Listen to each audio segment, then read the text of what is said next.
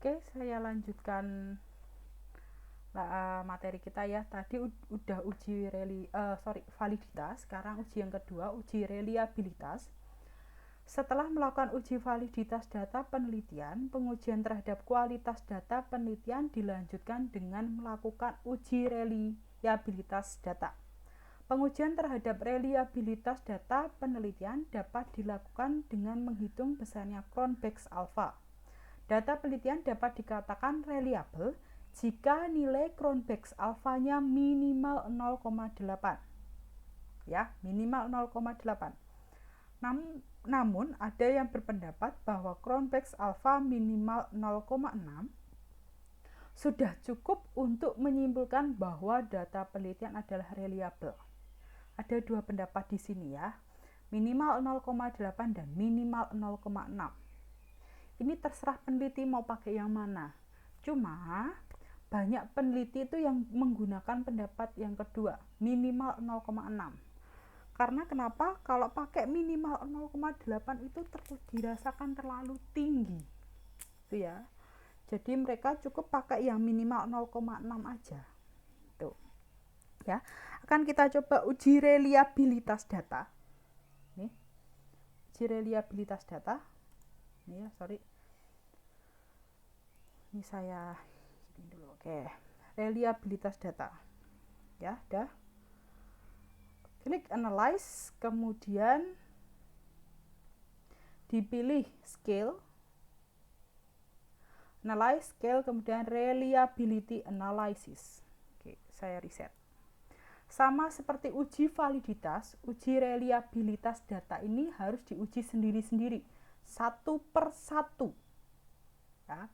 Variabel independennya terlebih dahulu, P11 kita pindah, P12 kita pindah. Udah. Kalau sudah, klik OK. Kita lihat tabel reliability statistiknya. Ya. Nilai Cronbach's alpha dari variabel pelatihan adalah 0,561. Beda dikit ya, di sini 0,558. Besarnya Cronbach's alpha adalah 0,558, lebih kecil daripada 0,6. Kita pakai pendapat yang kedua. Ternyata variabel penelitian nilainya reliable rendah. Masih di bawah 0,6, jadi reliabelnya masih rendah. Untuk meningkatkan reliabilitas data penelitian dapat dilakukan dengan menambah respondennya. Jadi memang dalam penelitian itu paling minimal jumlah respondennya adalah 30. Ini tadi baru 20, sangat sedikit ya, tidak memenuhi kaidah penelitian. Jadi nilai reliabelnya rendah. Tuh. Makanya dalam skripsi gitu mahasiswa menggunakan datanya itu lebih dari 100 agar nilainya bagus tuh ya. Kemudian ini baru variabel pelatihan, kan kita uji reliabilitasnya variabel kinerja karyawan. Analyze, scale, kemudian reliability analysis. Kita reset. Ada dua item, P1, P21 dan P22. Kita klik OK.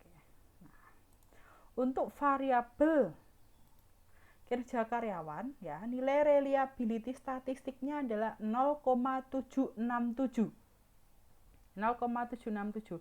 Itu sudah di atas dari batas minimal yaitu 0,6. Maka untuk variabel kinerja karyawan sudah memenuhi syarat reliable, sudah reliable ya. Jadi yang belum tadi adalah variabel pelatihan. Kalau yang kinerja itu sudah reliable ya. Ya, ini uji reliabilitas. Kalau ada pertanyaan silahkan. Oke. Dah. Kemudian ini sudah terpenuhi ya. Uji asumsi kita asumsikan kemarin uji asumsi klasik sudah terpenuhi, kemudian validitas dan reliabilitas sudah terpenuhi juga. Selanjutnya adalah analisis regresi data kuesioner. Nih, dengan demikian data tersebut dapat dilanjutkan untuk dianalisis untuk menguji hipotesis tentang pengaruh pelatihan terhadap kinerja karyawan dilakukan menggunakan analisis regresi sederhana. Ya, kenapa analisis regresi sederhana? Karena hanya terdapat dua variabel, satu variabel independen dan satu variabel dependen. Kalau jumlah variabel independennya itu lebih dari satu, maka yang digunakan adalah uji regresi berganda. Kalau cuma ada dua adalah sederhana. Oke. Untuk uji regresi ini kita butuh untuk membuat rata-rata dari variabel dependen dan independennya. Maka di variabel view ditambah variabel x dan y. X ini adalah rata-rata dari variabel independen, y adalah rata-rata dari variabel dependennya. Oke, di sini sudah saya rata-rata di Excel saya, ya. Sudah saya rata-ratakan. Tinggal kalian pindah ke SPSS-nya. Ya, tinggal nih sudah saya pindahkan. Akan kita uji. Klik analyze, kemudian regression linear. Ini sudah kita ajar bolak-balik ya di uji asumsi klasik kemarin. Juga saya jelaskan.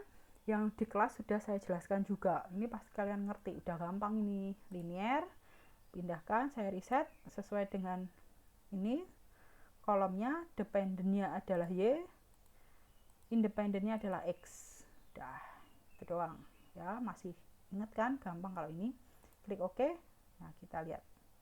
Persama regresi estimasi yang diperoleh adalah, ini saya close, saya pakai wordnya ada aja.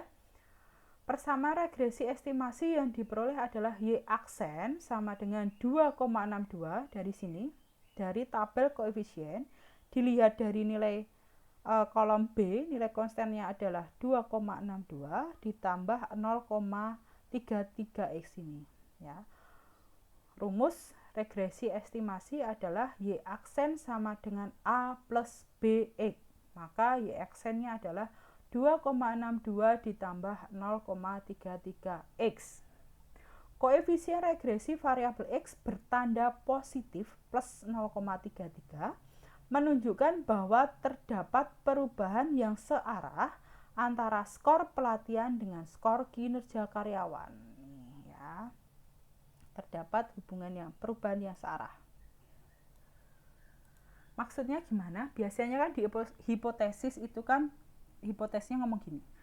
Terdapat pengaruh pelatihan karyawan terhadap kinerja karyawan, pengaruh yang signifikan dan positif. Terdapat pengaruh signifikan dan positif dari pelatihan ke kinerja karyawan. Artinya positif di sini adalah jika pelatihannya tinggi, maka kinerja karyawan juga akan tinggi. Gitu. Maksudnya positif. Hipotesis penelitian yang menyatakan bahwa pelatihan berpengaruh terhadap kinerja karyawan dapat diuji dengan membandingkan antara nilai statistik T dengan nilai kritis pada tingkat signifikansi yang digunakan dalam penelitian. Tadi saya sampaikan alfa itu bebas, terserah peneliti mau pakai 1% boleh, 10% boleh, 5% boleh. Dan contohnya ini pakai 5% ya. Yang paling sering digunakan oleh peneliti adalah 5% ya, average, tidak terlalu kecil, tidak terlalu tinggi. Tuh. Nilai kritis T untuk pengujiannya adalah plus minus 2,101. Bagaimana cara menentukan nilai kritis T? Udah tahu ya, lihat tabel T di belakang bukumu, modulmu paling belakang. Lihat pada kolom 0,02, 0,025 ya. Kok bisa 0,025, Bu? Ini berasal dari, karena ini adalah pengujian dua sisi ya, ini adalah pengujian dua sisi. Maka alfa dibagi 2, ketemu 0,025 ya. Uji dua sisi, alfa dibagi 2, 0,025. Dan DF-nya adalah 20 minus 2. Menghitung manual DF adalah caranya jumlah sampel dikurangi variabel. N dikurangi jumlah variabel. Ya. Jumlah datanya adalah 20 dan jumlah variabelnya adalah 2. Maka ketemu 18. Atau kalian lihat di tabel ANOVA-mu di kolom DF, bagian residual, DF-nya adalah 18 ya. Di tabel ANOVA kolom DF lihat nilai residual 18. Ini adalah DF. Tuh. Hasil perhitungan SPSS menunjukkan nilai statistik T 1,498. Nih, dari sini. Tabel koefisien dilihat nilai X-nya 1,498. Nih. Nilai statistik T 1,498 lebih kecil daripada nilai kritis T 2,101. Dengan demikian, pengujian ini memutuskan menerima hipotesis nol, yang artinya menyatakan bahwa pelatihan tidak berpengaruh positif terhadap kinerja karyawan. Tuh ya, jadi menolak HA-nya. Ternyata dalam penelitian ini adalah kesimpulannya pelatihan itu tidak berpengaruh positif terhadap kinerja karyawan. Ya, ini hasil regresinya. Jadi hasil hipotesisnya adalah ini. Tuh ya. Silakan ya kalau ada pertanyaan di WhatsApp grup. Kemudian untuk tugas kalian ya, di sini ada contoh soal. Dalam penelitian menggunakan data primer, data yang diperoleh dari kuesioner, tujuan penelitian dapat berupa uji hipotesis tentang beberapa faktor yang mempengaruhi suatu variabel. Nih. Contoh soal ada 3 variabel independen, yaitu harga, pelayanan, promosi, dan 1 variabel dependen. Kemudian datanya itu diperoleh 37 responden. Ya. Tugas kalian, nih di sini sudah ada datanya 37 ini, tolong uji validitas, reliabilitas dan hasil uji regresi bergandanya, ya. Tolong uji validitas, reliabilitas dan uji bergandanya. Tolong nanti data kalian di screenshot, ketahuan ini jam dan tanggalnya, biar ketahuan kalau nggak copy paste punya temennya ya. Data dari validitas dan reliabilitas tolong di screenshot, kemudian hasilnya ditulis seperti biasanya, ada analisisnya, valid berapa persen kayak di atas tadi ya, menggunakan tabel misalnya valid nih Cronbach alpha 0,558 lebih kecil daripada 0,6 atau nanti misalnya lebih besar dari 0,6 yang artinya data reliable, atau nanti kalau di validitas seperti ini contohnya dibikin tabel itu ya. Kemudian untuk regresi bergandanya ya, kemarin ada yang copy paste dari handout. Untuk tugas kali ini biar hasil tugas kalian tuh maksimal, nilai tugasmu bagus, jangan copy paste dari sini, tolong di screenshot aja, kemudian di copy paste di Word, nggak boleh ambil dari sini pokoknya ya. Kemudian sampaikan hasil analisisnya ya. Hasil analisisnya boleh dibuat kayak di modul, jadi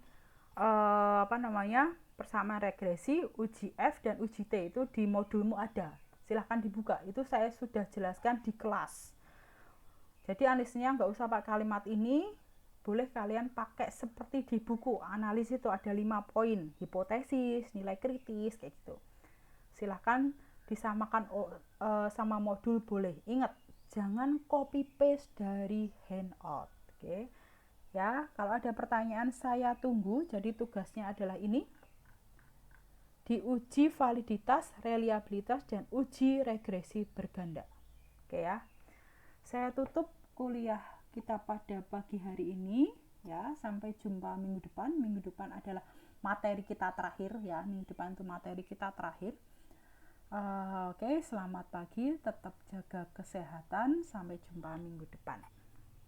Terima kasih.